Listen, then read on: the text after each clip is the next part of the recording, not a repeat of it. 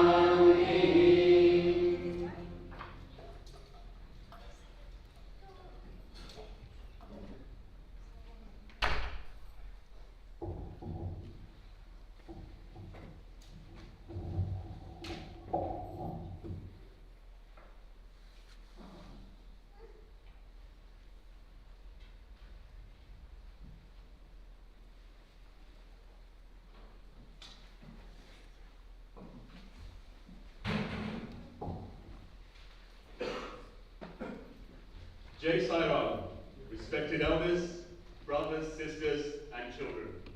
Welcome to today's special celebrations. Before we start, I need to go through some important points.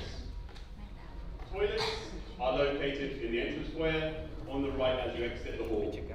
Mobile phones must be switched off or placed on silent.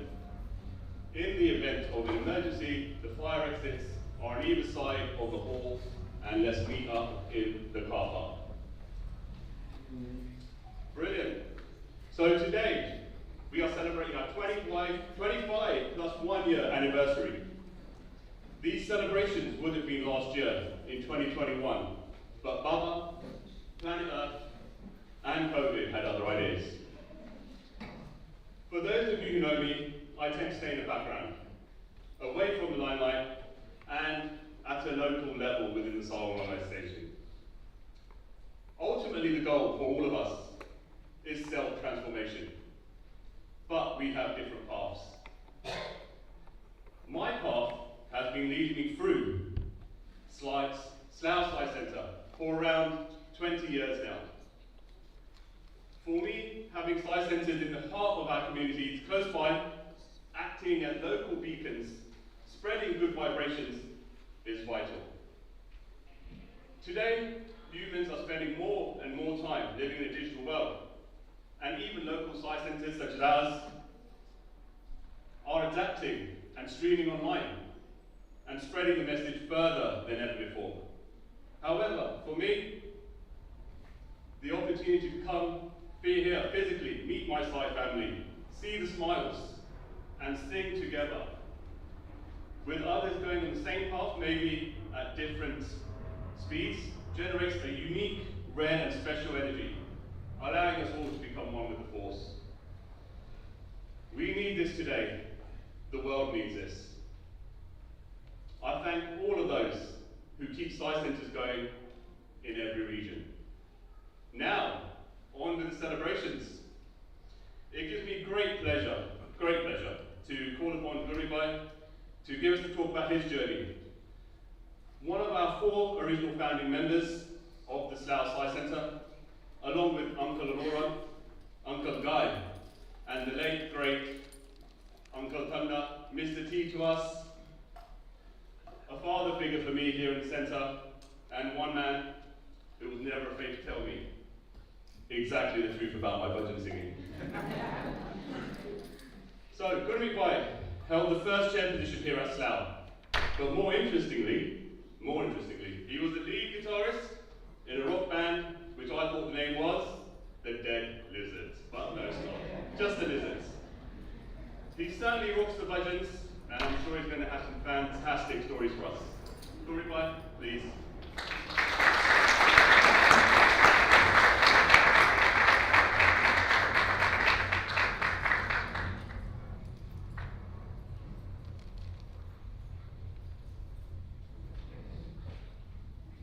So what am I going to say after this?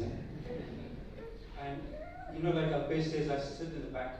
I'm in the background. I'm behind you. Now, I'm not a good speaker. I try to take you down to our 25 years memory lane, how the center began, and how things were put together. And whenever I refer to I, we, me, please, this is just figure of speech. You know who the doer is, Sai Baba. Satya Sai Baba is the doer, and nothing happens without his will. I cannot speak as well as Brother Ronnie, the way he can absolutely go with a punch. And I don't know if Sister Anita is here, but she is here, yes. And I cannot carry on speaking as much and as well as Sister Anita. Anyhow,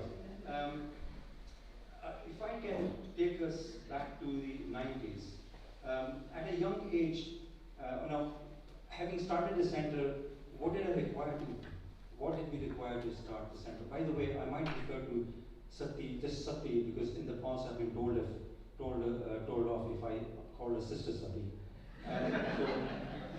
So what I'll do is, to start the center, there should be some sort of initiative or some interest. How did I get into the signfold first? At a very young age, my dad used to play the violin, harmonium, he used to sing in the Gurdwara, doing kirtan, and I think music was in the family, and even at the age of 10 or 11, I could pick up a harmonium, and there was a film tune or something, I could just play it. It just came natural to us in the family. But later on, during the college, university times, my interest got more in just sitar playing and guitar. And again, like Brother Alpesh mentioned, we formed a band called The Lizard, and I played the lead guitar there. We had a few Sikh members in the group as well. They wore turbans when we performed. They took the turbans off, the hair was so long. We played in places like Kingston Polytechnic, which is now the Kingston University, Tiffany's in Ilford, Isleworth Polytechnic, which is the Thames University today. Now, in 1995, I came into signfold. How did I do this? How it happened? I decided that I need to start singing bhajans. I thought your voice was the best instrument, so I went into bhajan singing. I went and learned Anup Jalota bhajans, and later on I tried to sort of perform, and it didn't work because I did not practice with talam. So that went out of the window. My Guruji, from him I acquired a bhajan tape, Satya Sai Baba bhajans. And from there I learned a few bhajans, and you know the first bhajan I learned was Manas Bhajare. I did not know that was Swami's first bhajan, given out to all the devotees. So now I have learned some Sai bhajans. I want to go and sing. Where do I go and sing? My mother and a few other people said, go to Featherstone School in Southall. They do bhajans there. I walked in there one Sunday afternoon, 4 o'clock they started bhajans. I saw all these shoes which meant so many people in the hall. I ran from there. That was going to be too much. And then after a few weeks I plucked the courage and I went in there. I said, look, I wanted to sing bhajans, and they said, no, you need to come and practice. Following Sunday I went to practice. I practiced Manas Bhajare, and there you go. You are in. You need to be here every week, sing bhajans. And that's how I got into the signfold. Now Sati had not been to any science centers, or she wasn't interested, so one Sunday she joined me at South West Center, and we did Aarti, and the first time she came there, tears rolling, and she was into it. She was into Signfold straight away. And during our journey at South West Center, we got introduced to Brother Baldev Arora. Now, Brother Baldev Arora had been having bhajans at his house in Lady Margaret Road for in 1975. This is since 1975 they had been having bhajans at their house. Now, centers like Southall Center, Southall West Center actually took birth from that house, where all the members for those centers were from Brother Arora's house. And even then, Raj Balshodhu took over after when I vacated the chair position. And also Brother Partha, as you all know, he used to also join for bhajans at Brother Arora's house. Now, whilst we were at Brother Arora's house doing bhajans and also at Southall West Center, we came across late Brother Tambi. Now, Sister Anita will be very familiar with that name. He was a regional coordinator, and then he stepped down, and I think he became the regional coordinator again. And it is his perseverance and push to open a center. You must open a center in Slough. You must open a center. This continued with him, and as a result of that, Slough Center was formed. But I'll come back to that. But also Heston Center was formed because of his drive with Sister Barbara. And I think Anita also, there was a lot of correspondence. I think if you remember, we used to go for meetings with Dinesh Thakur. He was at his place in Queensbury for meetings. Okay. So in 1995, just before we started the center, I got introduced. We wanted to have bhajans in Slough. Where do we go? Who's doing bhajans in Slough? We found out that Derek Norbury and his wife Rashmi were doing bhajans in Slough. We joined them. We did some bhajans at the house. They were doing bhajans just once a month. And then they had bhajans at the center. What is on Farnham Road, the center today, is the old building. They used to hire a hall. And that their drive behind it financially and otherwise very much was driven by Mr. or Brother Chaudhary, who was associated with the Hindu culture or Hindu society. So that didn't work out too well, although we had a big program. I think it was a Guru Purnima program or Baba Swami's birthday at Beach Drive Hall. But after a while, that sort of fizzled out, and there was no bhajans in Slough. So we got together this 4 founding members, myself and Brother Baldev Arora, Brother Ved Ghai, and then late Satpal Tanda. 4 of us got the courage to start a center in Slough. And again, we started in exactly the same premises where Derek was holding his bhajans. So this is, whilst we had good few weeks of bhajans in the center in Farnham Road, and then we decided to move to the Langley Pavilion. And then we were fortunate enough to secure Sister Divya Patel, who everybody's aware of. She came and joined and took over the SSC. She had wealth of knowledge. She brought a lot of experience, and she led the SSC team really well. We can't thank her enough, and she actually continued to offer her services for 4 or 5 years, and then also from the background. We applied for our center affiliation, and that was affiliated by Brother Balram from, I think he's in Manor Park Center, he used to be, and then he was the US National Chair. One of the things that we did in our center here in Slough was have open meetings. At that time, our understanding was all centers, most of the centers, they had a closed shop. They had meetings within the wings. For example, the spiritual coordinator, just a very active members, 4 or 5 of them, and they made decisions. I think we were probably one of the first centers to have this idea about running the center based on the feedback and input from the general congregation. So there was no closed shop at all. Like I mentioned, our spiritual SSE wings were strong. Sister Divya was very committed and led the SSE to high standards. Our bhajans were really strong. We remember one particular incident when we went to do a slot at Slough Sai Center, and there was Brother Solanki. We started our bhajans, and the bhajans were booming.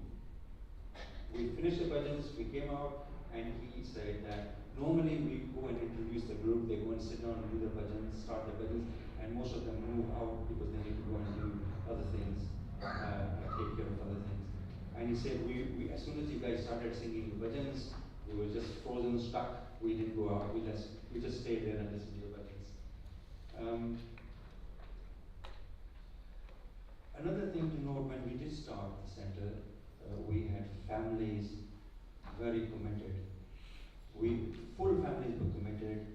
I can remember in my living room, I had speakers, we didn't have any storage areas. And something to say about commitment, particularly from the SSE, and also we experienced this from the National Ishwarama Day, parents who are committed, their children in SSE thrive even more.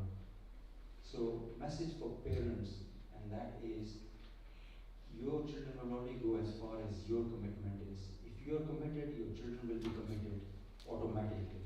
So please have your commitment as well. We embarked on a seva with the Mencap Society, and this was once a month we used to pick up the Mencap. I don't think today they use the word mentally handicapped, but we used to pick up the children and the adults from their houses and take them to the club and join them and make friends with them, play with them and games. And this service wasn't really for the light-hearted. And as we experienced that when Sister Anjul actually came to one of the functions and she said, yeah, it had an impact on her, and not anybody and everybody could go and do that seva. And we used to take them out to the seaside, etc. And Brother Raj Balshwar was very active with this as well. And Sister Pinky, who was also earlier with the center, she committed to the Mencap Society, and I think she was there for 5 years. Now, just to mention, for example, the Swami's photo and the Ganesha was actually bought and purchased and brought by late Brother Satpal Tanda. Swami's chair was donated by Sister Pinky's mother. I thought I just mentioned that. Now, if I just, from the Mencap, what happened with Mencap was, in 2000, they actually inserted a little article for us in their diary, and basically, we still got a diary, and one of the things it says, what does Mencap do? For many of our members, it is difficult for them to develop friendship and relationships with members of the general public. It is in the club setting that most friendships are developed. And then volunteer file. What has Pinky, Raj, Sati, Gurmeet in common? The answer is that they all belong to the Satya Sai organization, and they are the most valuable members of the Mencap.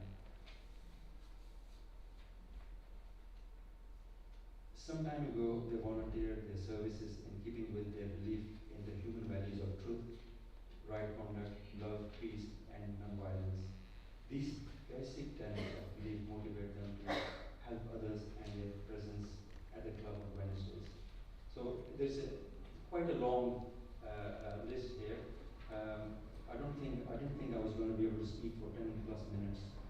So I've done that. That's an achievement, I think. So I'm a little bit more on the waffle side. During our era in 25 years, we had lots of devotees who came to the center. They were like Sister Vidya family. They were here for a year or two, and they went back to Chicago or Boston. They were from Sister Deepa, who went back to Dallas, and then and there are other people who came to the center and joined us, and they left because they couldn't sing or they didn't want. If you don't give me a bhajan to sing, I'm not coming to the center. I'm sure other centers go through these experiences, but one particular one that strikes us is Sister Rajeshwari. She came from South Africa, and she actually sent a letter to the center, and I'm just going to quote you a few little lines from her letter, and then I'll get concluded. From the very first day I stepped into this room, love enveloped me. Swami's presence can be felt here within each and every one. The tears I shed whilst I did Aarti glisten my eyes now, and I write this note, but I am going back with the notion that I have Baba and he has plans for me.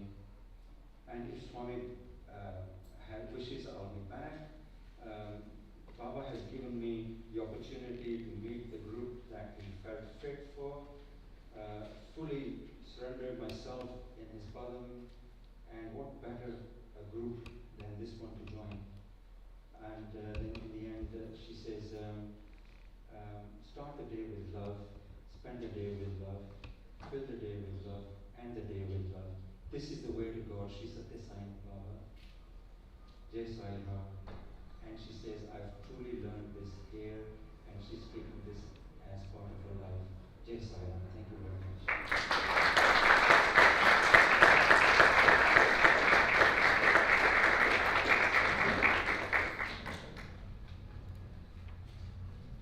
Brilliant. Thank you, Gurubhai. And I hope you carry on for the next 25 plus 1 year.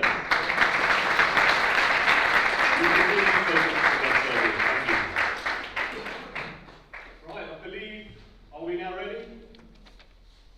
Right, so we will have a play from our very own Barnacle children now, entitled Eddie the Penguin Saves the World.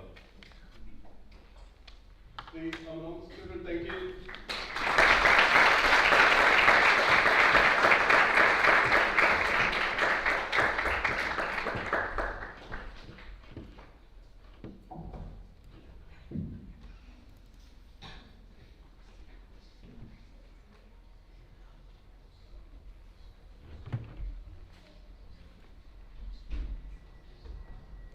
Thinking. He thought about the beautiful world he lived in, and he thought about his family. Eddie had an enormous family. There was his father, Daddy Penguin. Hello. Grandpa Penguin. Hello. Brother Penguin. Hello. And lots of penguin chicks. Hello. Hello. Hello. And they all like to have lots of fun. I love swimming. I love diving. I love eating fish. Flip, flip, flapping. I love swimming. I love climbing. I love playing.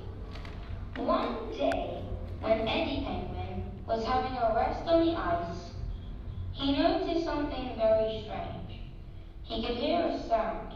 It went drip, drop, drip, drop, drip, drop. What could it be? As he looked, he saw that the ice was melting and melting away. He called to his family. The ice is melting! The ice is melting! Oh no, the ice is melting!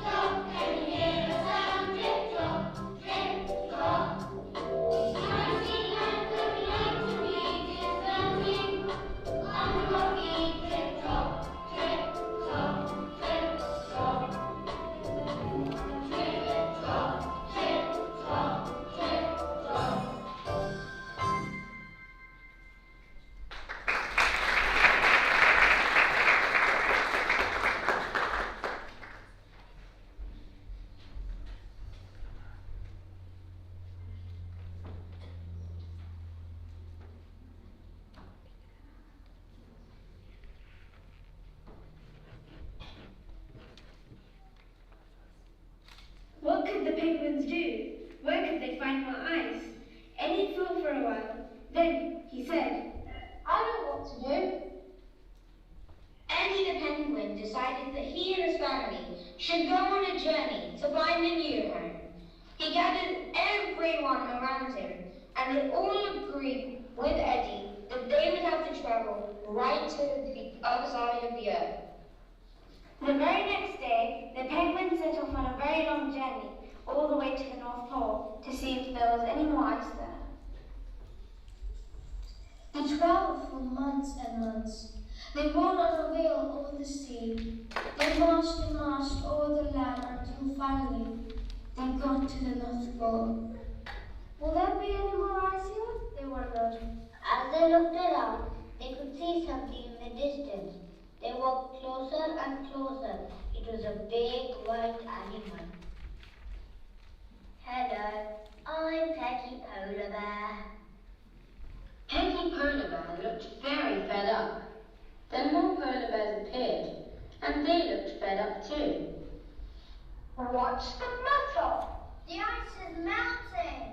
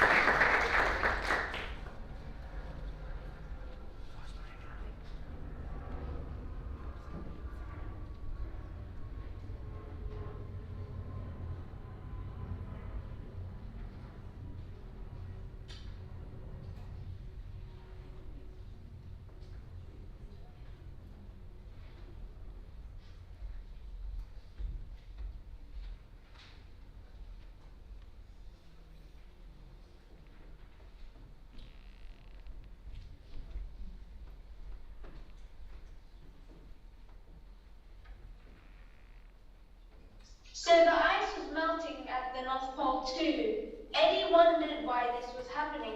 He asked the polar bears if they knew why. It's the human beings. They are making our planet too hot. This made Eddie very worried. He decided that they should go and see the human beings.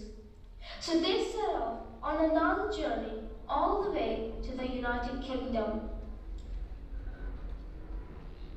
When they got to the UK, the penguins couldn't believe their eyes. There were enormous noisy cars everywhere. Vroom, vroom. The enormous noisy cars used up lots of energy. The pollution from their exhaust went up into the sky and made the earth warmer and warmer. The penguins came to a school. Along came Mr. Boots and his son Sam in their great big car. Vroom, vroom, we like driving.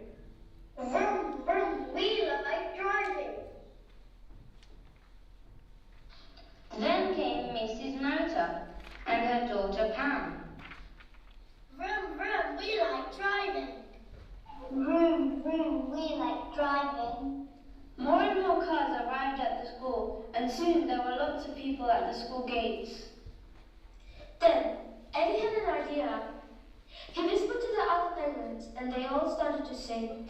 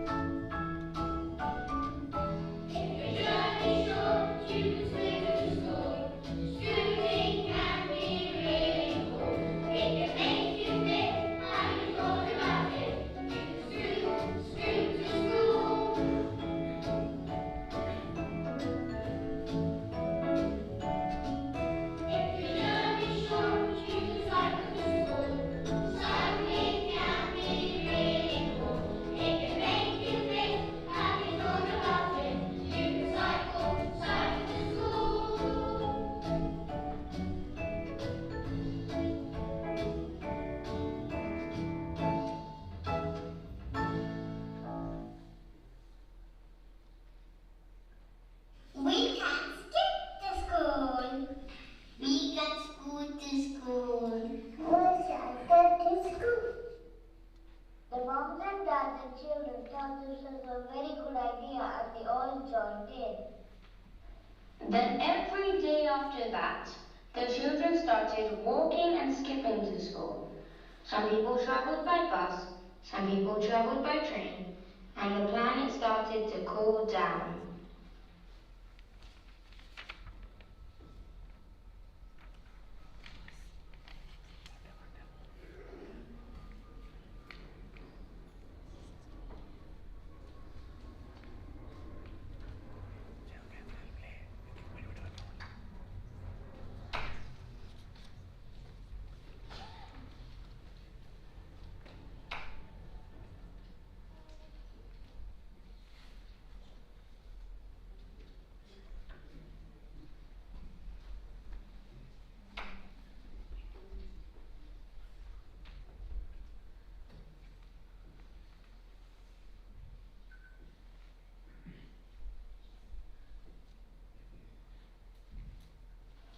Eddie and his penguins continued their journey.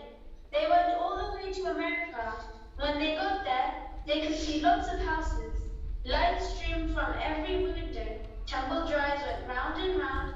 Everyone had their heating turned up high and left all the doors open.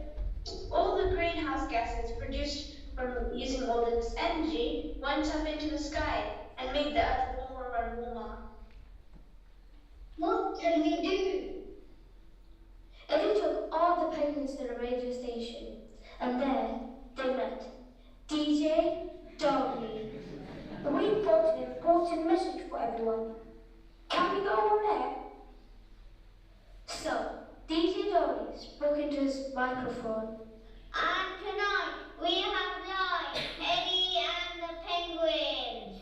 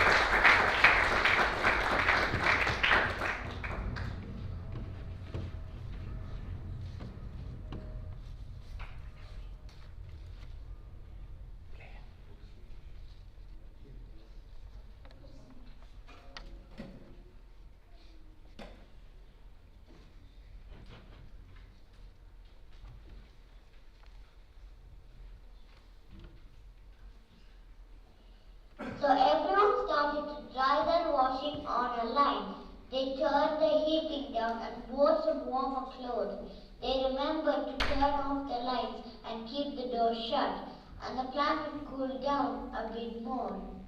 The penguins inspired the school kids across the globe, and a group of students from our dear Bhagavan Sri Satya Sai Baba went on stage to present to the whole world on the effects of climate change and what we can do to help.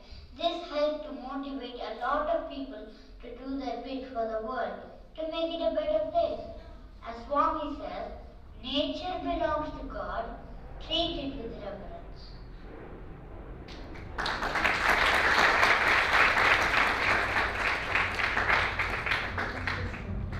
Those penguins have problems somewhere in Antarctica. Why are they travelling to North Pole, USA, and also the UK? Do they deserve this pain? Why are they feeding us, the humans, here in the UK? I know most of you are wondering about this. In 2021, the Emergency Event Database reported 432 disastrous events related to natural hazards worldwide. All over the world, mankind is racked with various problems.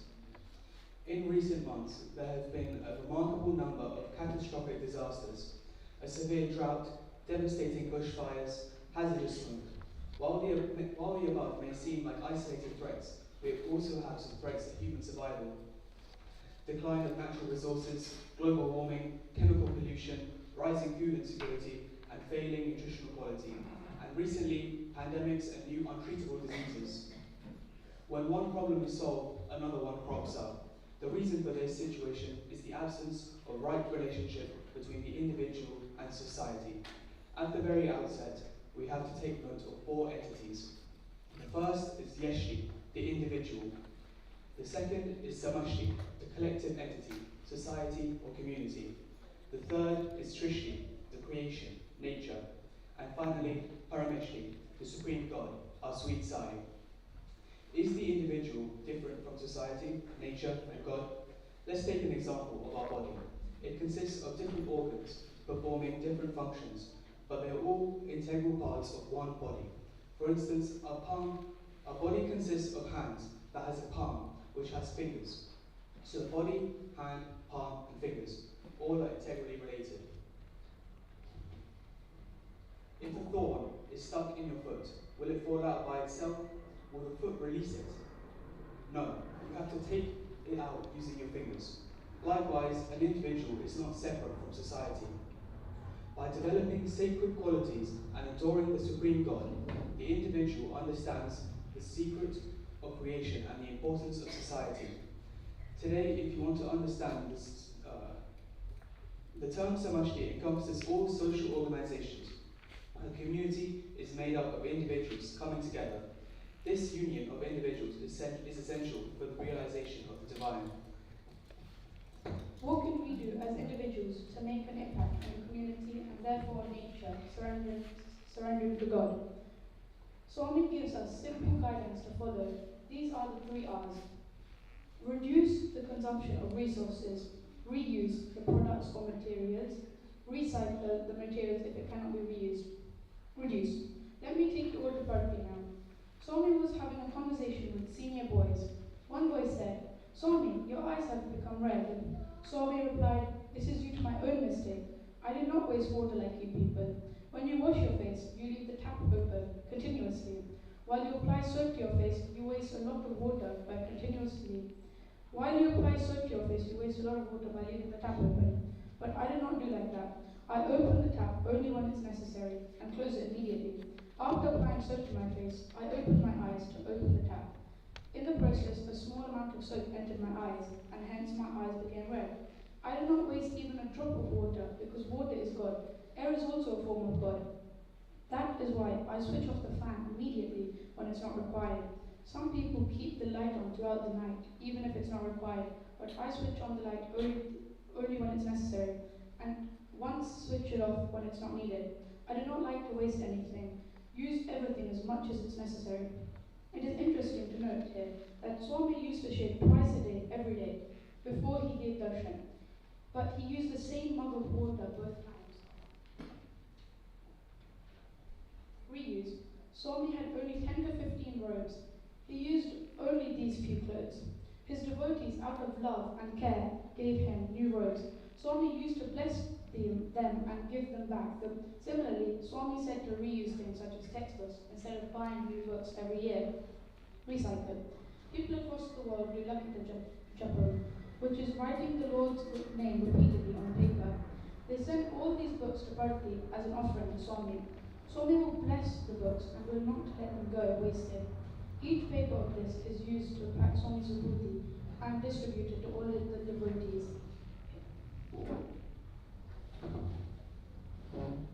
Here is such a packet which has been reused for such a precious cause. So let's take Swami as an example and try to reduce and recycle and reuse. Reducing is creating less waste. Place the ceiling on desires. Some things easily doable. Maintain and repair products like clothes and appliances. Borrow, rent or share items like party decorations, tools or furniture. Donate unwanted but usable items to local community centres. Turn off the lights, fans, TV, computers, printers and other electrical devices when not in use. Don't waste food. Plan and prepare. Cover pots while cooking to avoid heat loss. Stop junk mail and cancel unused magazine subscriptions. Carpool whenever possible. Spend less time in the shower. When there is will, there is a way. We all can do our best with these small practices. Today is a big day, a day to cherish all the love, gratitude and blessings being showered by the Supreme God. Placing Him in our hearts on this 26th anniversary, let us all promise and challenge ourselves with 26 days of sadhana as a humble offering to our Lord Sai. The first sadhana is to not buy clothes for 26 days. Food biodegrades in just 10 days, but clothes go to landfill and take 50 years to degrade. So no clothes shopping for the next 26 days. Rid your wardrobes of any old and unused clothes and give them to charity where they'll be reused and given to the poor. This way we can all take the first step towards a cleaner environment. The second sadhana is to go vegan for 26 days. With this we have a greener environment and a cleaner body. After these two, everyone can decide upon which challenges we can take up next. I hope all of us can make a promise today in front of our sweet Swami that we will not buy any clothes for the next 26 days and continue to build on these sadhanas and save our beautiful planet. Saram.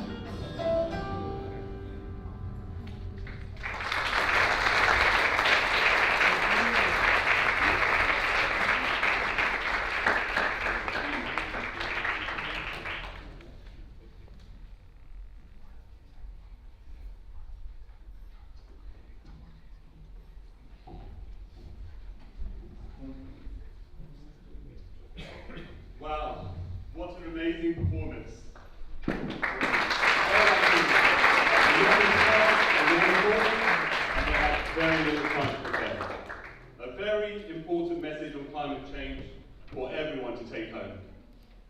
We must do something now before it's too late. Be the change. Right. I would now like to introduce our next guest speaker, who has driven all the way from Leicester this morning. Hopefully he's brought us some nice snacks from Melton Road. Robert Getton is the National President of the Slough Sai Organisation UK.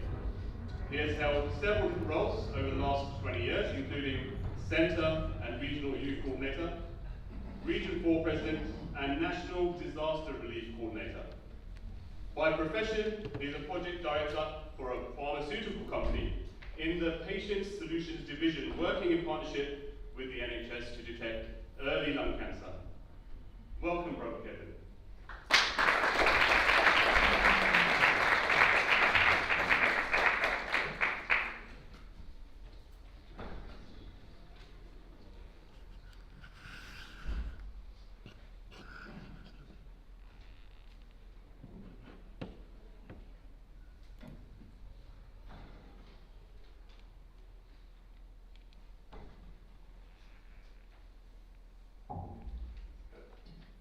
I offer my utmost humble pronouns at the lotus feet of my beloved, sweet, and dear Lord, Bhagavan Sri Satya Sai Baba. Respected elders, brothers, sisters, and young children, Jai Sai Ram to you all. Firstly, I'd like to thank Bhagavan for bringing us here together on this auspicious day of celebrating a big milestone for the Sai Centre. Nothing happens without his will. The energy was fantastic. The messages hit the heart. And for all of us, I know that we're backstage, but I think maybe another round of applause just to say.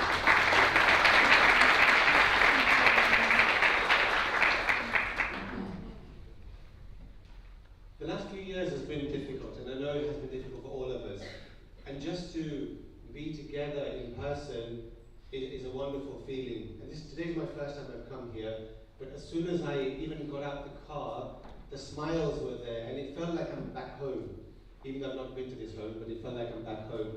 And every single person, many of you have actually, I didn't even realize you'd come to this centre, so many of you have met so many different places, and at national events, at different regional events, but it's lovely to see you all. And I'm also driving down today as well from Leicester.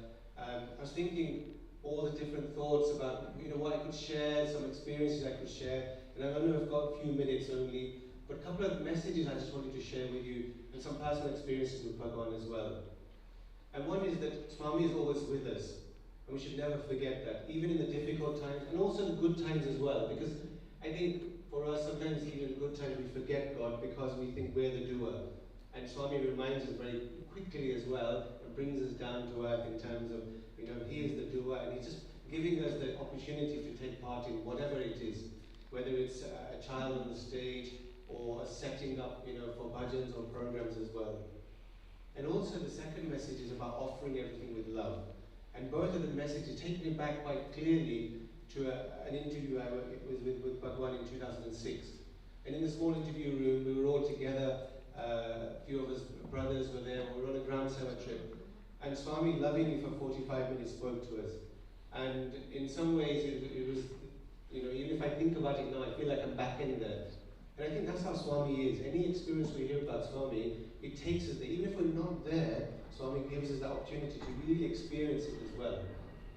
And Swami went through the usual kind of interactions with us about what's your name, what does it mean, if you're married, what's your wife's name, and the meaning in your job and everything.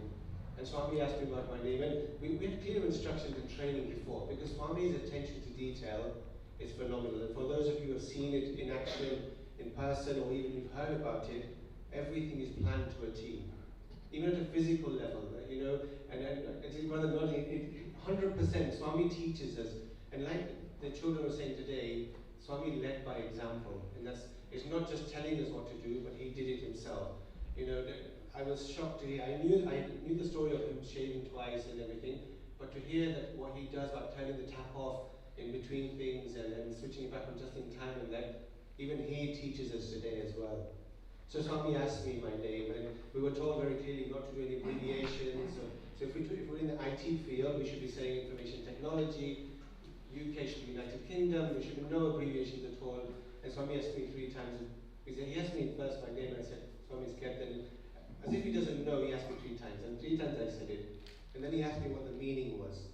And I remembered from the start, as in the preparation, that we should know the meaning. So when I looked up the meaning, it was abode, and I was going to say Swami's abode, to kind of bring his name into it and play the game, and then, not as a game with Swami, but you try and do everything you can and prepare with him. And then my wife's name is Priya, and I thought, if we be ready, I would say beloved Swami, so they bring the word beloved from Priya's name. And as he asked me my name and the meaning, and I kind of felt like I was going up to tell him, because I knew what the answer was.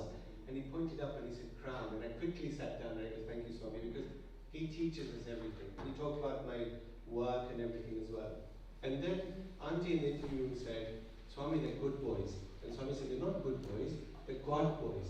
How do you spell good? And Swami, you could see it now. For the 45 minutes, there was 19 of us plus 3, so 22 of us in the interview room. There was a chair, Swami's chair at the back like this, and the Swami was coming in the car chair at the time, so the chair was in front of that, so it was very small. So for 45 minutes, I was sitting cross-legged like we sit at the front here, and my shins were touching Swami's feet because we couldn't get any closer, and it was heaven, to be honest, from that side. And Swami was talking, and he said, they're not good boys, they're God boys. And Swami kind of signaled how good is, and he said, remove one of the O's, which is the ego, becomes God. They're my boys, like this. And the message for all of us to say, we're all his children. And then Swami, so he gave us the lift to say, we're his boys, we're his children. And then Swami said, when you're here with me, you do everything I ask you to do. When you leave the ashram, you start forgetting certain things, doing things you shouldn't be doing. And the message is landing in my heart straight away what he's saying. When you go back to London, you start to eat things you shouldn't eat, drink things you shouldn't drink, see things you shouldn't see. And then he pointed to one of the brothers and he said, you are the worst of all. And for that split second, I was glad that he wasn't pointing to me for a second, right? But for that split second, I saw the Shiva of Swami. His eyes were bulging, his teeth were grinding, and he wasn't happy. And in some ways, I was scared because this is what Swami is, right? He was the mother at one point telling us, you are my boys, you are everything, you everything. But also he's telling us he knows everything we do. And he protects us. And even me driving down from Leicester to today, I have this kind of thing I do. I keep my, obviously if there's people with me, then that's different. But if it's me by myself, my passenger seat is empty, it's clear, it's clean, because Bhagwan is driving down with, or I'm driving, but he's with me all the way and holding my hand. And that fear was there because for a second I could see that. And suddenly he looked at me and started smiling and laughing again, and I thought, this is fine. I like this Swami now. The scare, the Shiva side is great to hear about, but not to be at the end of when he's saying things in that. So Swami taught us quite clearly that he's with us all the time as well. And then as the interview kind of continued, we had the opportunity to have pictures with Bhagwan, or the time was a picture, and I remember quite clearly, again, it's so vivid in my mind and my heart. I had my left hand on Bhagwan's knee. I don't know why my hand went on his knee for the picture. We all faced like this, and the brother was taking the picture. As soon as he clicked the picture, I knew I wasn't in the picture. In terms of my face wasn't, because my view from my eye to the camera, because everyone was, like going forward for the picture, and my heart sank. Now, being the first time in the interview, I never knew that someone was going to have another picture, because the brother that took the picture wouldn't be in the picture itself. And then Swami asked for the second picture, and the picture took, and those memories you can cherish for the rest of our life. And then Swami gave up prasadam, and Swami is so loving that you see in darshan, he sits there, and even though we might not practice as much as we practice, he still sits there lovingly and smiles and wonderful, as if it's the first time he sees it, he gives us messages like that as well. Now the second message, just to finish off on, is about offering everything with love. And we finished the interview with a photo album. So there's brother Amit from Leicester as well. So we were Region 4 youth coordinators, and we presented an album to Swami with pictures of all the activities that we did as youth. And Swami, again, after 45 minutes, still went through every page. Lovingly looked through each picture of activities of service and sadhana programs and everything. And he said, lots of activities, but no love. And that was a thunderbolt to my heart, because I went in there thinking, Swami, look what we have done. We've done this, we've done that. And Swami clearly, lovingly said it. It wasn't even an ounce of upset or anything, but he taught us in just a few words as well, that anything we do, whether it's setting up a mic like Brother Alpesh has done now, or the children performing, or setting up the chairs, or offering a sandwich to a homeless, whatever we do, we should do it with love, because Swami is here in each and every one of us. So, just to share the few words today was some messages that came to my heart as I was driving down from Leicester, that we shouldn't miss this opportunity of being in Swami's fold. Take every opportunity that we can do and celebrate these momentous times like today. And Swami, I pray, keeps us going, hold onto his feet, and take every opportunity that we can do. With a few words, I've finished. Jai Sai Ram.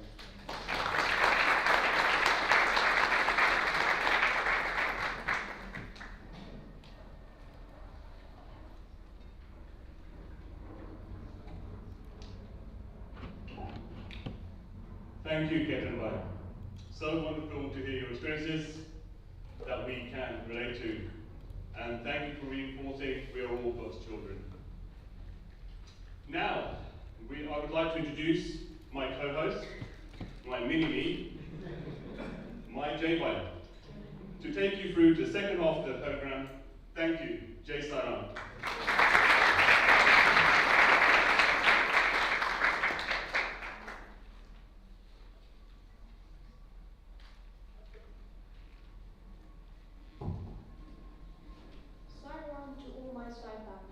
I'm honoured, blessed, and a little nervous to be standing here in front of you. Now, the moment some of you have been waiting for, the poster competition results. I must say that some of the posters are very thought-provoking and so colourful. A great effort all around, especially from my little 4-year-old sister Naira. To help with the presentation of the prizes, I would like to introduce our former SSE convener, Divya Auntie. Importantly, Divya Auntie was my dad's Bible guest group, hoping to hear some juicy stories of how not so well behaved you were back in the day. Slough Centre is privileged to have and have had so many wonderful dedicated Bible guest teachers. With their wealth of experience, they guide us not only with their teachings, but also by their example. Divya Auntie was part of the foundation on which we have built our successful Bible guest program here at Slough. Please give her a warm welcome home. In addition, please can we have the other judges and members of the presentation artists come up. Nourish Uncle, an artist and dedicated centre member, always ready to help and support the team. Shanta Kumar Uncle, a long-serving member of Slough Centre, who is always here rain or shine.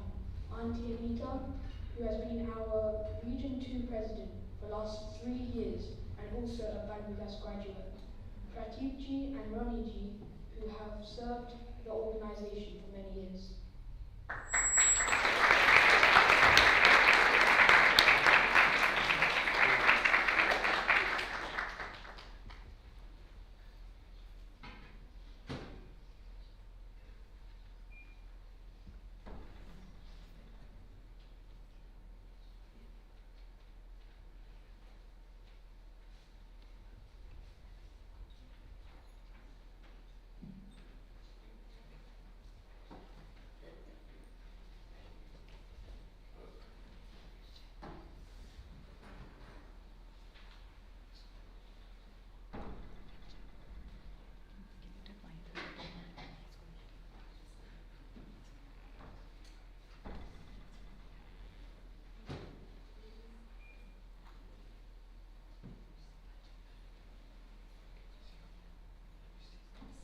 Dear brothers, sisters, and dearest children, thank you for giving us the opportunity to look at your lovely posters, some of which are displayed and you'll be able to see.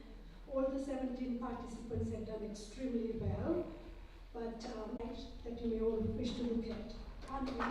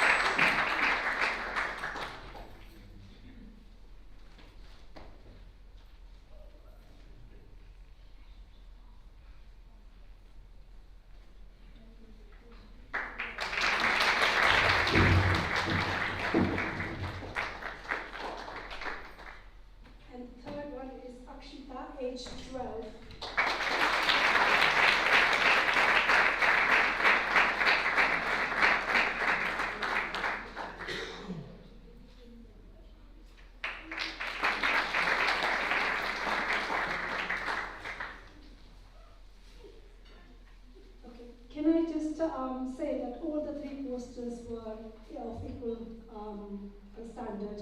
There is no first, second, and third. They were all equally good.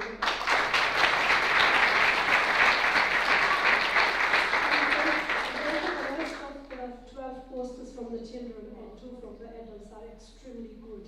They've all highlighted climate change and what we need to do about it.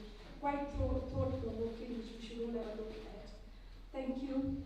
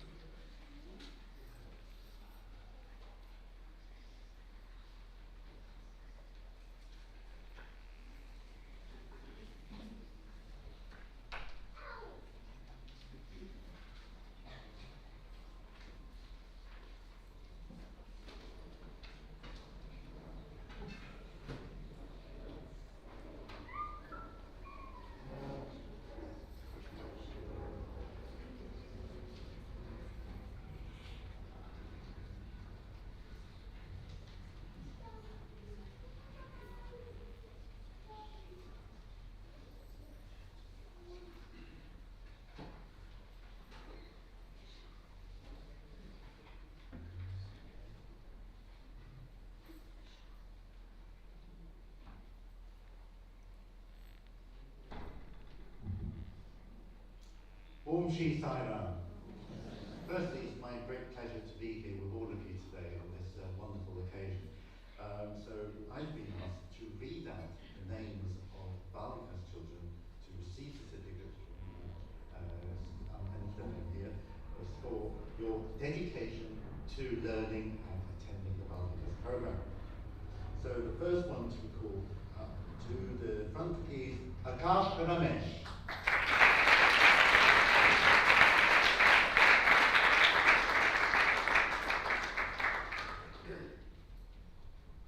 The next one is Yash Balasai.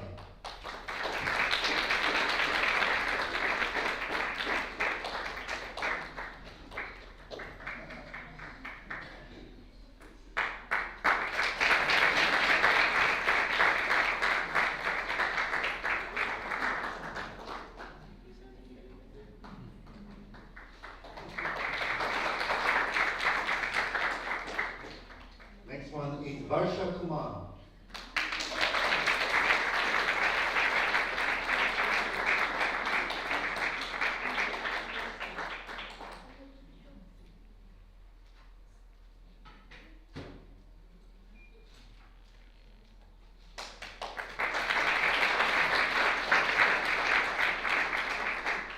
And last but not least, Vishwa Kumar.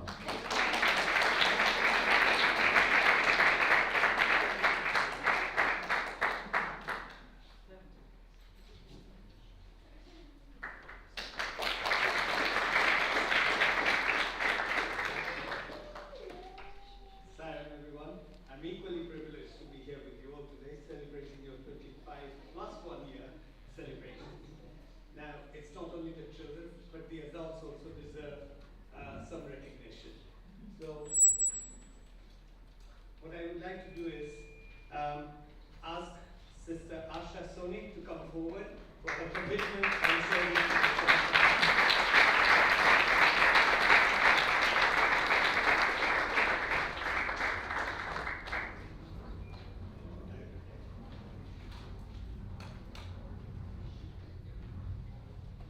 Next, we'd like to call Sister Renu Gopal for her service.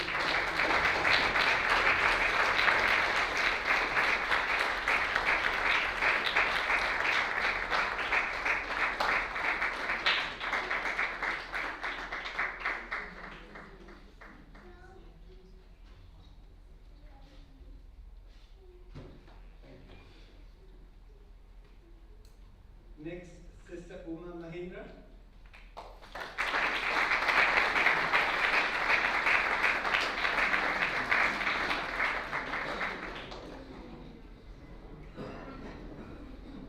And last but not least, Akila Venkatraman.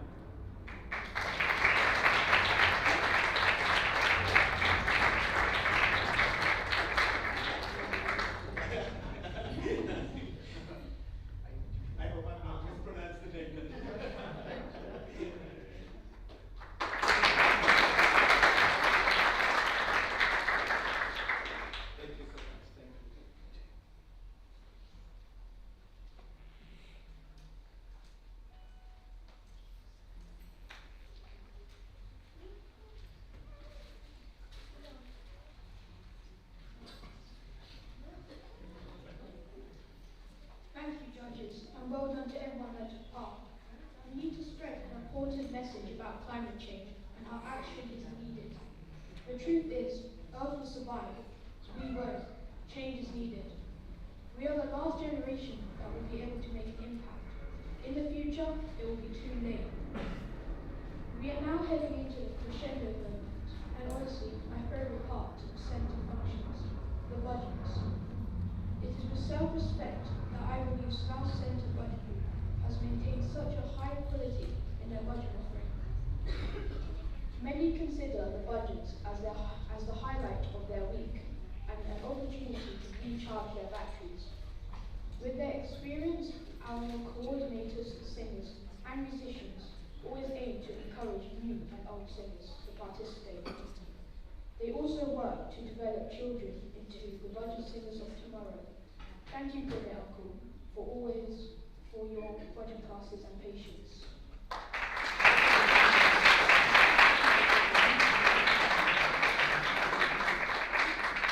So everyone, please plug in, join in, and help us raise the energy levels with loud singing and clapping in V. Without any further delay, please can we have the special surprise video messages followed by the budgets.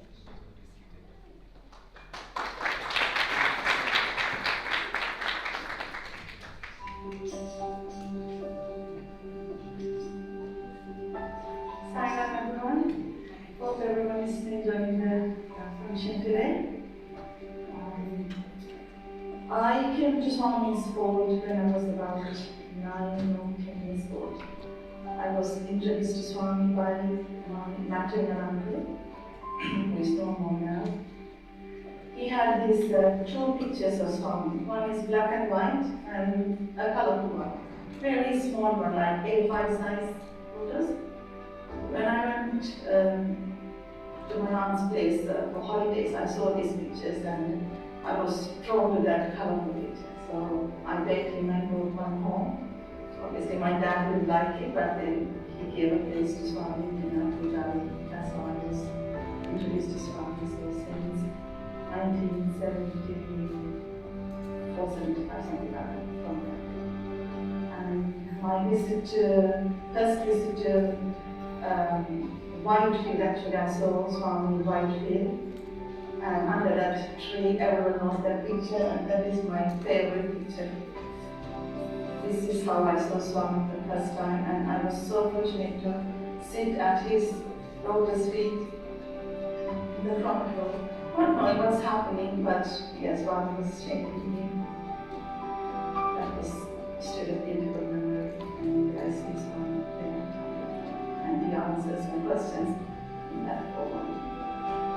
And I'm a great believer of service to man, service to God.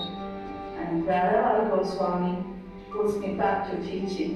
When I have, because I think his message was just, I need to teach. Until I go, I have to teach and shape the future generations in whatever possible way. And I was teaching in Sri Lanka, came here, working in school now. And I was an SSC student, then a youth, then SSC teacher in Sri Lanka. And since I got to UK, I've been teaching SSC. I don't know, the satisfaction we get from that is immense. And when you see the little children you taught as an adult and say, hi, Brother Andy, I'm working in the hospital, and I'm doing this, I'm doing that, it's, oh my God, it's such a pleasure. So my message for the future generations will be like, don't let go of Swami. Wherever you go, take him with you, and he will guide you. I remember this one question my youngest daughter asked when she went to uni. Mom, I was with you all this time, you were telling me whether I'm doing the right thing or not, and I'm moving away now. How do I know that I'm making the right decision? So I told her, keep Swami with you and ask yourself, will Swami be happy with my action? Whatever decision I make now, will Swami be happy? If your heart says yes, then go with it. And if your heart says no for any reason, please don't do it, because you know you're going to get into trouble. So, with that note, yeah, thank you for giving me a chance to express myself. Jai Sai Ram. Salam everyone.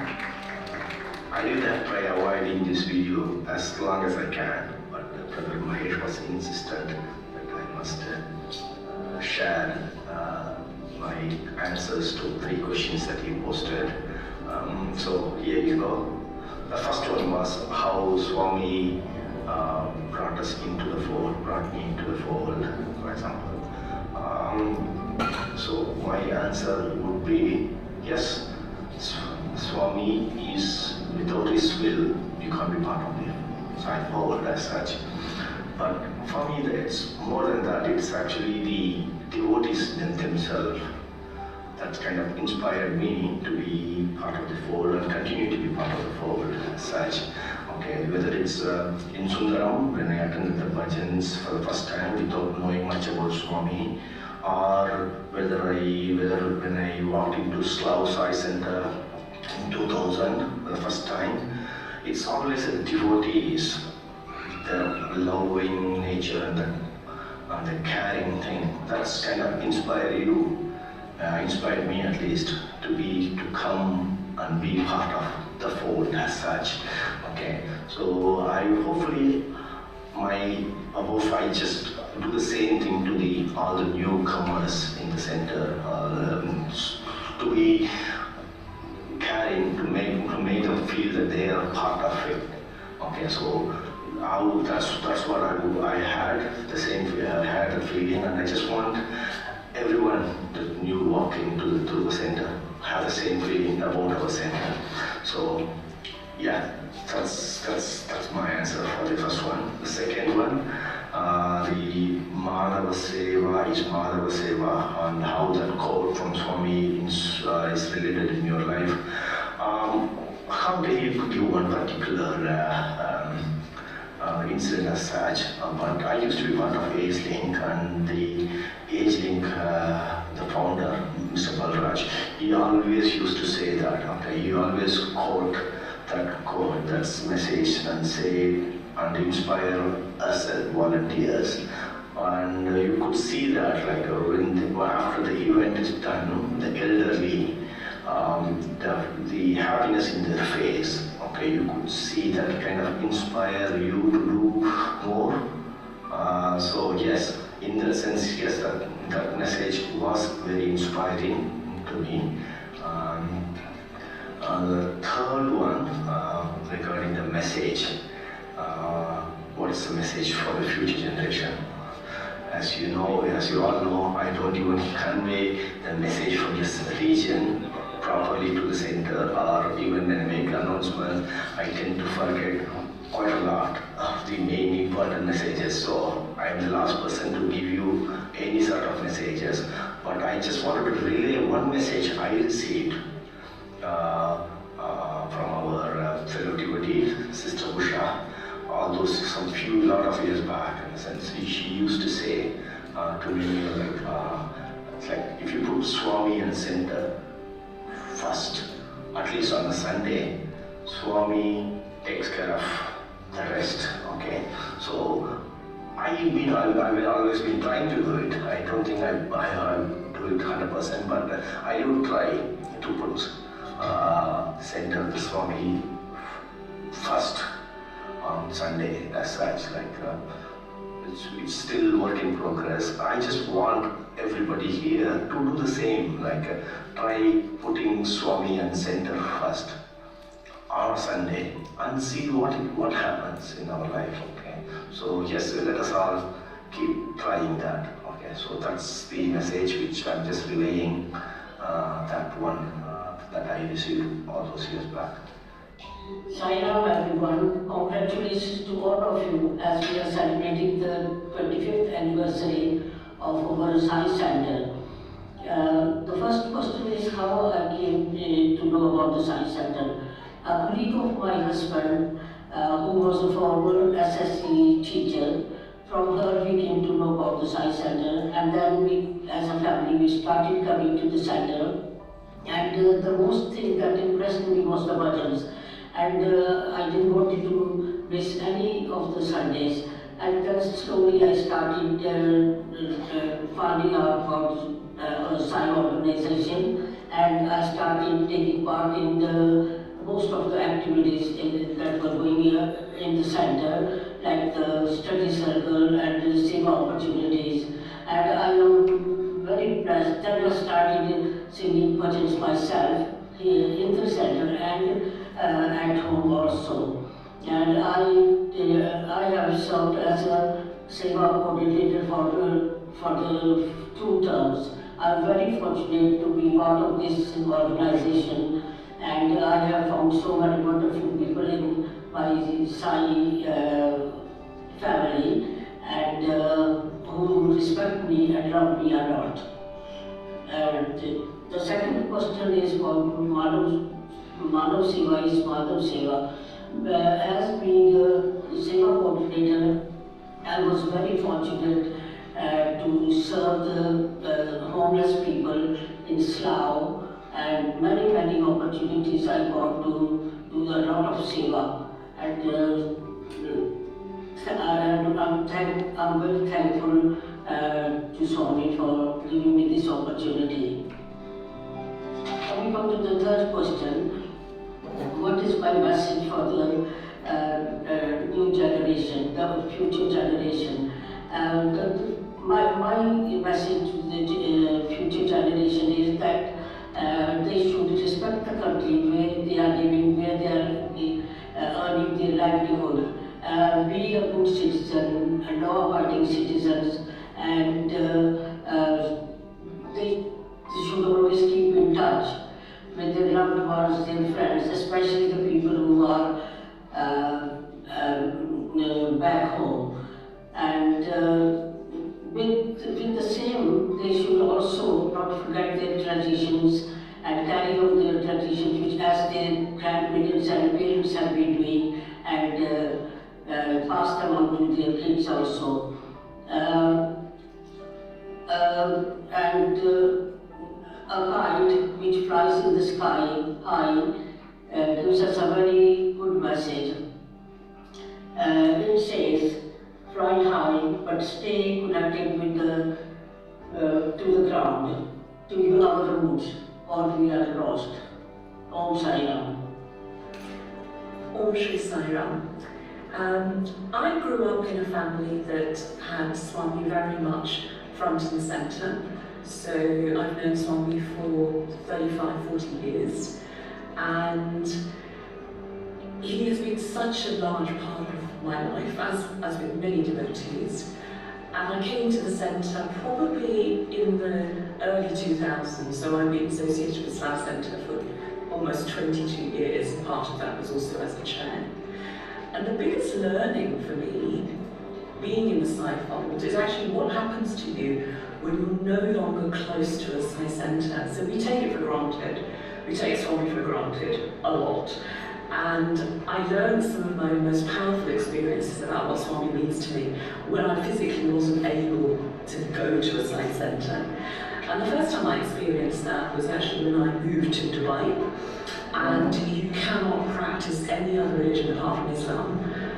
It's not legally sanctioned, so if you are going to a Sai centre, you're breaking the law. So it's all done in secret.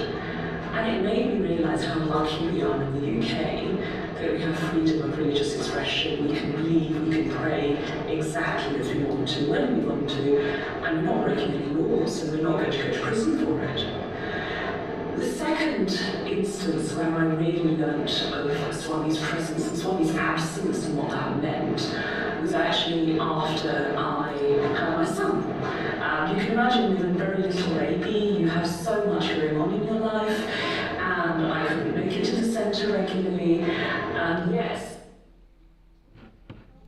Swami was so close in my life, and actually the whole experience of being away from the centre was almost more powerful than being in the centre.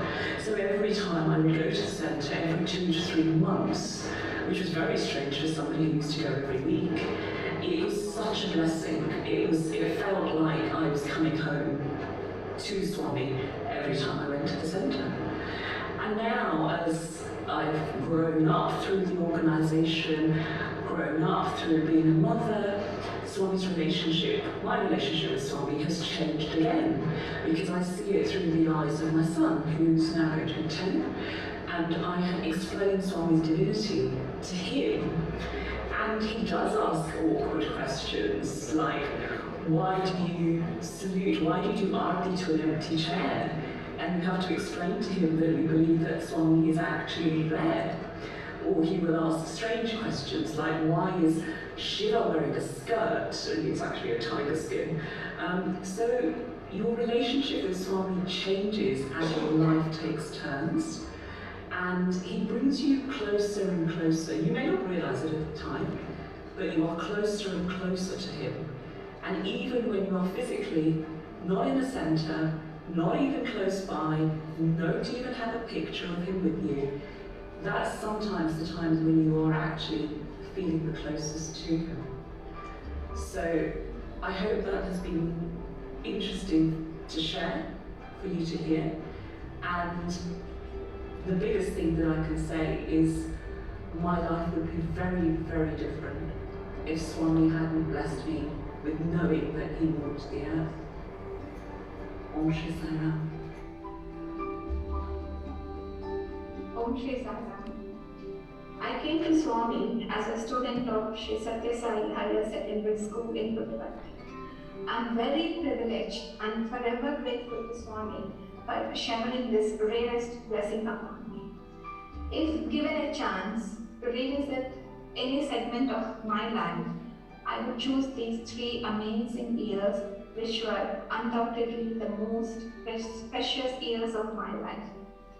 It will take several hours if I talk further about the school. So, coming out, I had learned and experienced several values, the most important ones being true happiness, unconditional love, and selfless service. It was in 2010 that I found out about Slough Sai Center and started to come regularly.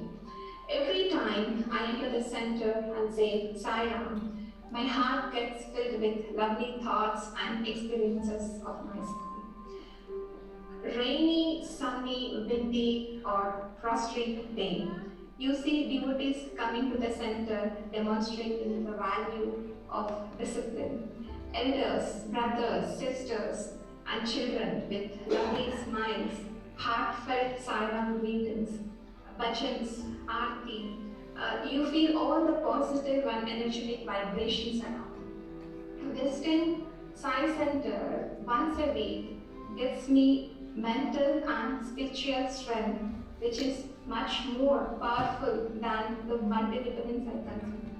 I feel extremely blessed to be part of Slough Sai Center. On the spiritual path, the first step is selfless service. Service is nothing but worship. Manava Seva is a flower placed at the feet of the Lord. So do it sincerely with a pure heart. Don't expect anything in return. Only then you can experience the true joy and peace. Small but strong pieces of advice. Respect your parents. Make sure you give them happiness in all that you do. With their blessings, you will achieve the best in life. The second one would be, we have time for school, work, friends, shopping, parties, games, and many more. But we hardly spend time for God. For God is waiting for our God. Let's not make him wait. Let's place him in our hearts and make him a part of everything we do. Let's make him our master, our best friend. He will then take care of the rest. Jai Sai Ram.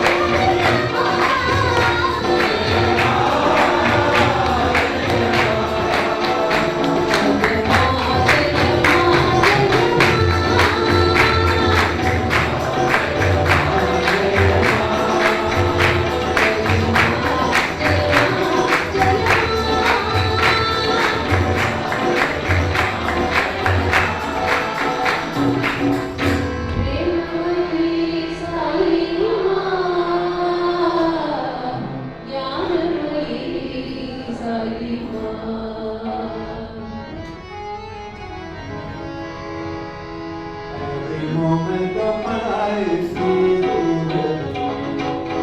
Every moment of my life, please be with me. Every moment of my life, please be with me. Every moment of my life, please be with me.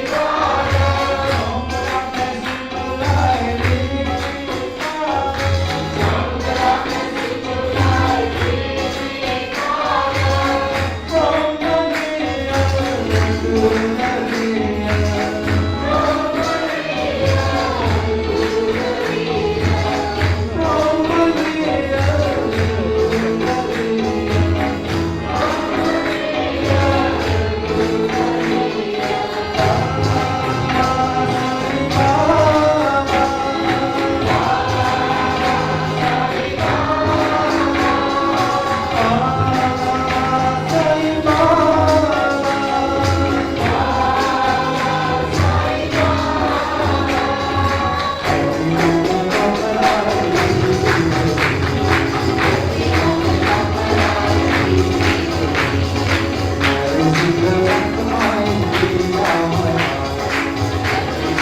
Every single act of mine, breathe out of my life.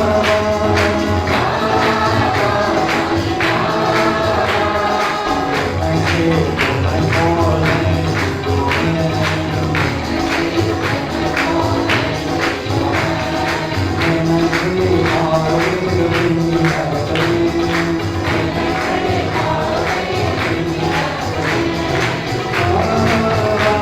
breathe out of my life.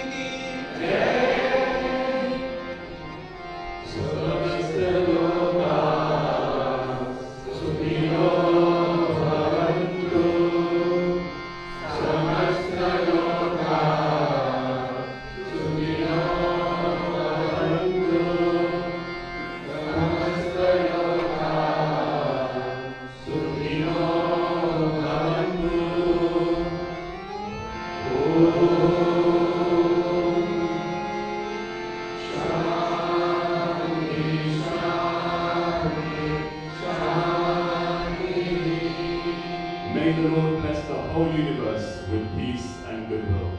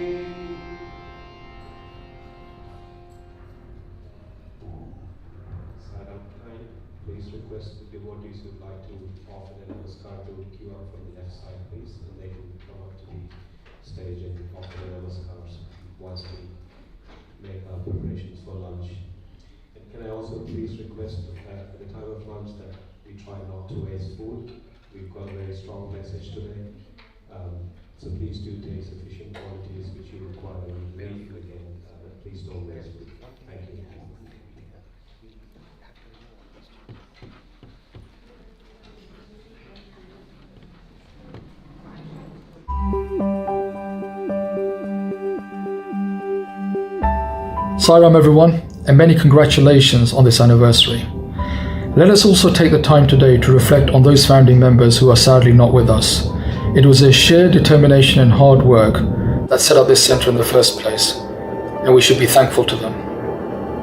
Turning to the questions, Brother Mahesh done a fantastic job in posing these three very difficult questions, and I would like to take the opportunity to answer them and hopefully give justice. The first question on my association with the Slough Sai Centre Well, it was never my intention to be part of this Slough Sai Centre. And as you say, accidents happen. And one particular day, many years ago, I decided to come to the Slough Sai Centre at the Langley Pavilion and see what the fuss was about. I attended the bhajans, thoroughly enjoyed them, but on my way out, I was pulled aside by the youth coordinator at that time, who asked me to join the youth wing. Now, it was never my intention to be part of the youth wing, and certainly not my intention to be a full-time member or a volunteer of the organisation. But as you know, these accidents are always a blessing. Little did I know that just that meeting and that one visit to the Langley Pavilion would give me so much joy and so much friendship amongst this Sai family. I was then privileged to be part of many different activities. I helped create, as the youth coordinator, the Slough Sai Centre's website. I also took part in the pilgrimage to the youth wing, which was a UK pilgrimage to Prashanti. And also, I was also blessed to be part of 3 different areas of the organisation. I was the youth coordinator, the vice chair, and then finally the centre chair. And all that time, it gave me great satisfaction to build my mind and understand spirituality at the level that I need to. One funny story around that is I continued to come to the Slough Sai Centre for one particular reason as well. As many of you know, I am an ardent devotee of Shirdi Sai Baba. And there was a joke, not many people know, but Sister Usha will know and Sister Kala will know, that every time I used to come to the Slough Sai Centre, I always wanted Shirdi Sai Baba's photo on the men's side. I used to do the sound controls at the time, and it was very important for me to have Shirdi Sai Baba's photo in front of me when I used to do that. So thank you, Sister Usha, thank you, Sister Kala, for making sure that my desires were met, and every time I entered the Slough Sai Centre, Shirdi Baba was on my side. The second question is around seva. I am a firm believer that you need to feed the people who are most needy. And again, not many people will know this, but let me tell you something about what I've done this from a personal level and what my life has shown. About 15 years ago, I decided to create a charity. I am one of the founding members of Vedic Ashram Trust. This is a charity, this is based in Kolar, district in India, where, as I said, 15 years ago, other founding members, along with myself, decided to put something back into society. We all went to India to enjoy the sounds, the sights, and have a holiday.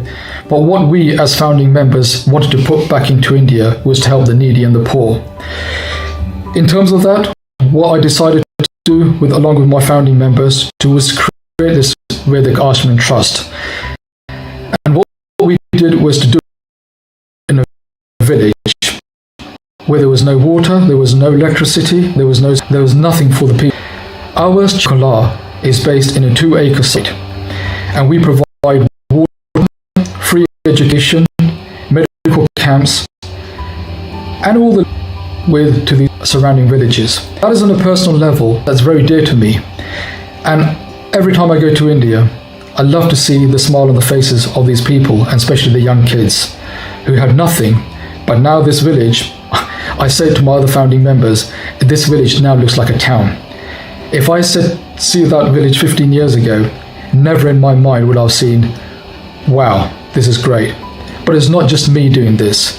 This is the strength that I got from Swami. This is the strength that I got from my Shirdi Baba. Anything that he gives me, I want to put back into society. The final question, what advice will I give to the future generations? One thing I would certainly say to the SSC students is be a leader, do not be a follower. There's too many people who follow blindly without questioning. One thing I would say to them is be the leader that this country, be the leader that this society, and be that leader this organization needs. Don't listen and take it for granted. Do a lot of questioning. I always get frustrated when my kids ask me the question, why? But if you reflect on that, that's the only way they're going to learn.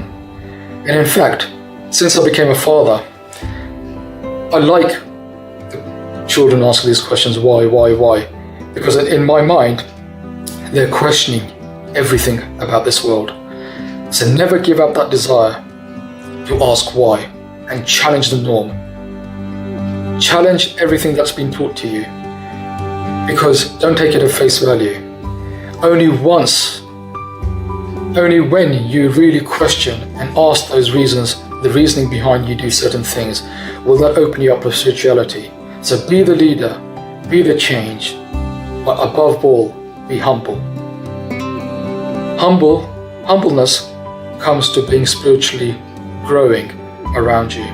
So it's important that you be humble, ask the questions, and be the leader. And if you have those three things in mind, you will never fail. And I wish you all the best of luck. Thank you. My humble salutations at the Divine Lotus feet of our beloved Swami, and my loving Sairams to all dear brothers, sisters, and SSC children. The first question is, how did Swami bring you to be part of the Sai Center? It was in the year late 2010 that I came to the UK, and post Swami's Samadhi, Mahasamadhi in 2011, I was looking out for a Sai Center near home, and that's when I came across Slough Sai Center.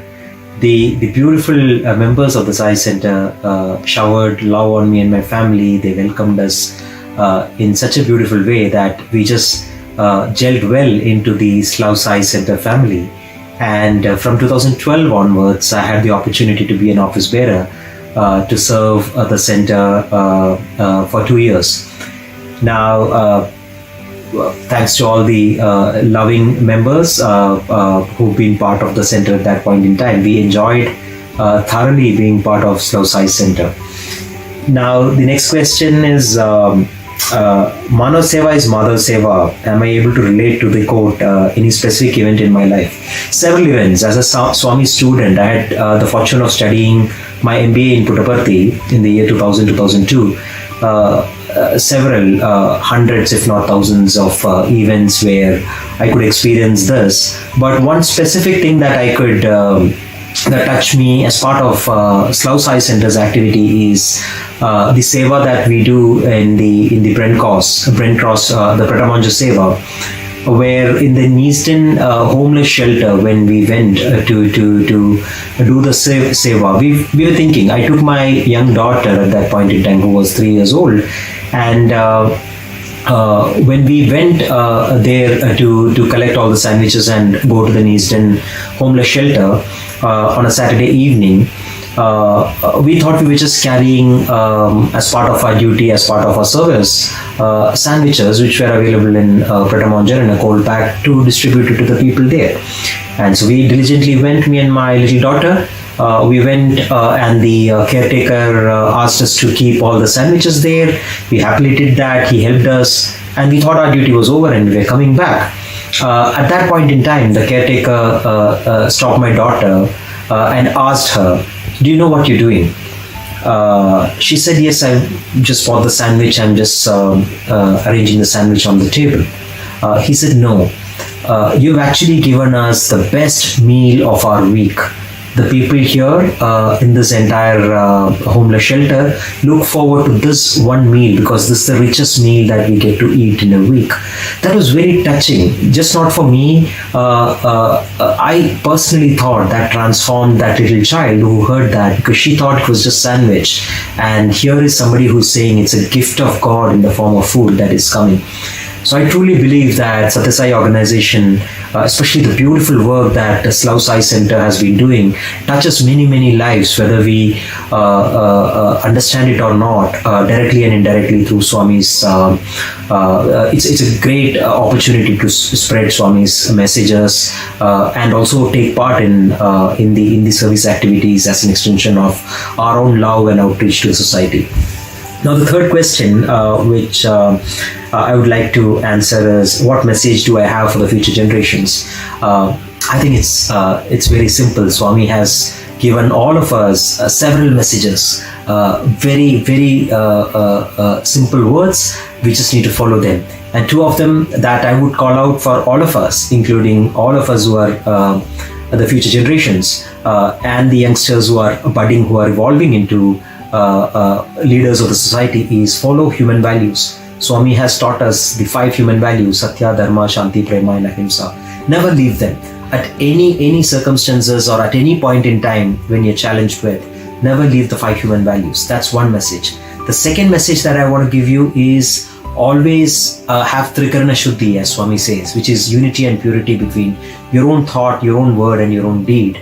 These 2 things, in my opinion, if we keep honest to ourselves, the Trikarana Shuddhi and the 5 human values, I think we'll make our dear Lord Swami happy, and we'll be able to be really add justice and value to our own existence in this world. Jai Sai Ram.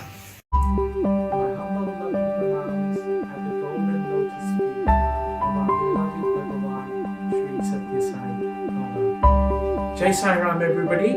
It's an absolute pleasure that I was given the opportunity to talk for 3 to 4 minutes max. I promise I will not go over the 3 or 4 minutes, because I have a tendency to talk way too much. And as Swami said to me, less talking is better. So I think Saisha is going to ask me the first question that was presented on the list. So Saisha, if you could kindly give me the first question. How did Swami bring you to be a part of the Sai Center? That's an incredible story. I had just returned from working in Germany, a young man. I had just moved to the Langley Slough area, and this is showing my age now. In them days, we didn't really have the internet, shall I say. So I was searching to be with Swami. I actually visited the Swaminarayan temple on the A40, I believe, and I had mentioned that I would like to go to Satya Sai Baba's bhajans. Then mysteriously, I received a call from a lady who I'd never met. I picked up the phone and she said, "My name is Sister Ashaben. I understand you would like to come to Sai Baba's bhajans. We have bhajans in Langley every Sunday, and I believe it was 4 o'clock. Would you like to come and join us?" That was when my journey started with our center.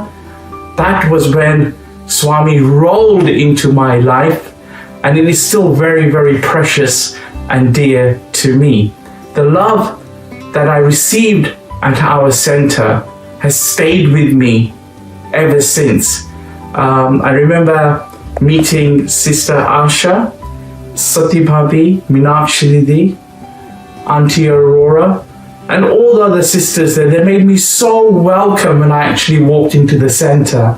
And then obviously we had Brother Gurmeet, Uncle Tanda Jr., Uncle Tanda Sr., Uncle Ved, Uncle Aurora. The love that they all showered on me is just absolutely phenomenal. So I'm keeping to the minutes here. So should we go to the next question? Yes. Manava Seva is Madhava Seva. Are you able to relate this quote to any specific event in your life? Very, very nice quotation from our beloved Lord. Service to man is service to God. There's one particular service activity that we used to do at Slough, was working at the mentally handicapped center once a month. We would go and pick these precious individuals up from their individual homes to give relief to their family members.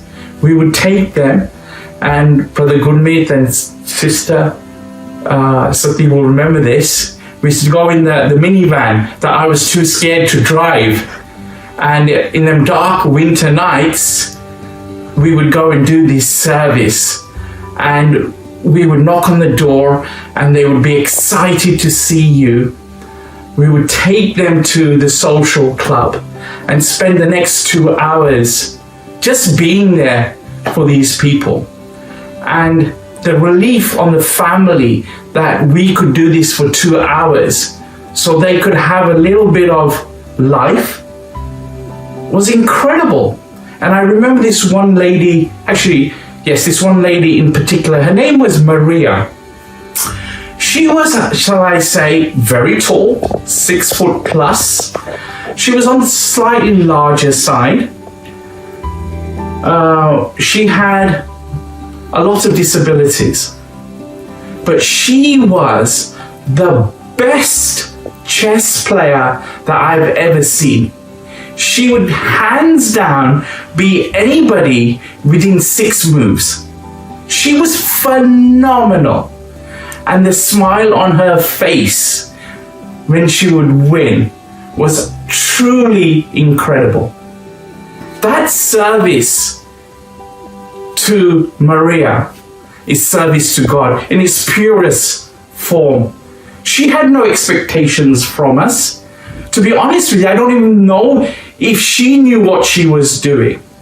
But Swami's love radiated from her to us. So really, I'm going to turn this around. She was doing a seva to us so that we could realize what true love was. Because remember, she didn't want anything from us.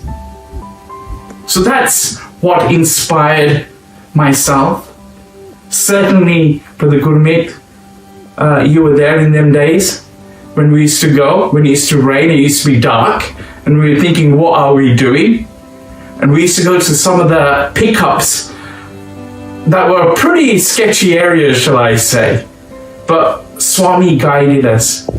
And that is an experience that I've spoken to my daughters, Saisha and Sayoni, many, many times. Service like that stays with you. You know, you just can't, you cannot forget this. And I'm just going to add, let me add another little one. The simple act of saying good morning to an individual makes a huge, huge difference. It's service in the most simplest form. Just say good morning. Here in Canada, it tends to get pretty cold in the winter months. It could be -40. We've had 4 foot of snow. And when you walk into the office or your workplace or wherever you are and you say good morning, people appreciate that. People appreciate these small, kind words. We don't have to do grand seva. Start very, very small. I want to move on to the final question, knowing that I'm going to keep within 3 minutes, maybe 4 minutes, Aisha. What's the final question? What message do you have for future generations? Oh, it's very, very simple. This is, out of all three, this is the most simple question. Have unshakable faith in the man with the orange robe. Simple as that. Have unshakable faith in our beloved Bhagawan Sri Satya Sai Baba. Do not be afraid to say that you are a devotee of Sri Satya Sai Baba. Stand up and be counted. His love is infinite. He will never leave you alone. He will stand beside you. He will stand behind you. He will be in front of you. He will be above you, and he will be below you. Have unshakable faith in our beloved Bhagawan Sri Satya Sai Baba. And for the young people, be engaged in Swami's mission. You are going to get a PhD for free. Be engaged in the organization. You will learn how to present. You will become project managers. You will become leaders of industry. Swami gives you all of these aspects and it's totally free. I would tell all the young people, be engaged in Swami's mission. He will give you everything that you require to succeed. Just take one step to him and he will take 100 steps to you. It's a very warm day here in Canada. I'm actually decided to sweat. That would be my one single message. Have unshakable faith in our beloved Bhagwan. He will be with you always. He told us many, many, many times, I am always with you. And finally, I will say to you, what Swami said to me is, time wasted is life wasted. Don't even waste a second of your time. I think I've kept within 3 minutes or close to 3 minutes. We will do this again in person in the very near future. I would like to thank all the people, all the devotees who have made Sri Satya Sai Baba Center of Slough a total success for the past 25 years. We're going to do this again on the 50th anniversary for sure. And then maybe we might be around for the 75th as well. So have a wonderful day. Enjoy. I look forward to listening to the bhajans. And thank you. Jai Sai Ram.